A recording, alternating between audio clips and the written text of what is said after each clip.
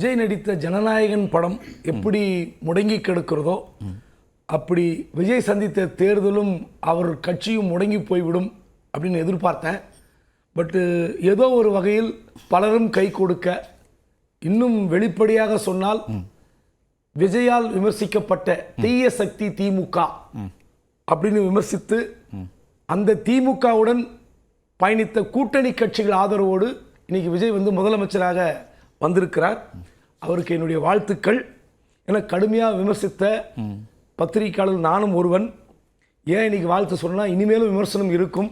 இன்னைக்கு ஒரு நாள் தான் வாழ்த்து. அவர் 6 மாத காலமோ ஒரு வருட காலமோ எப்படி ஆட்சி ஆளுகிறார் என்று ஒவ்வொரு நாளும் விமர்சிப்பு தான் பத்திரிகையாளர்களுக்கு அழகு. அந்த வகையில் முதலமைச்சராக வந்திருக்கிற விஜய்க்கு வாழ்த்துக்கள். கூட்டணி ஆட்சி தமிழ்நாட்டுக்கு புதிது. 2 திராவிட கட்சிகள் இல்லாமல் ஆட்சி அமைகிற ஒரு கட்சியும் தமிழ்நாட்டுக்கு புதிய கட்சி, புதிய ஆட்சி. அதாவது அமைச்சர்களில் பொறுப்புக்கு வந்த பிறகு அமைச்சர்களில் ஒருவேளை விஜய் கட்சி அதில் அமைச்சர்களில் 99% அதுவும் தமிழ்நாட்டுக்கு புதிது. முதல் முறை சட்டமன்ற உறுப்பினர்களாக இருப்பாங்கங்கிறீங்க. ஆமாம், இதை விட புதிது.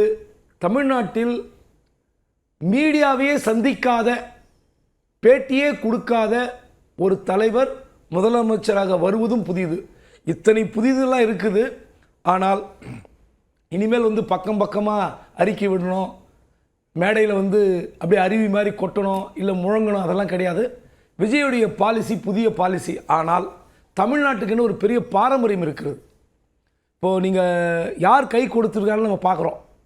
அதாவது விஜய்க்கு அவர் விக்கிரவாண்டி முதல் மாநாட்டிலேயே நான் ஆட்சியில் பங்கு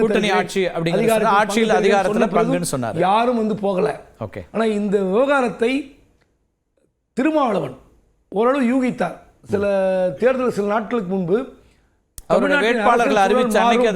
அப்படிலாம் சொன்னார். ஆனா அவரும் கணித்து விட்டு அங்க போல, திமுக தான் இருந்தார்.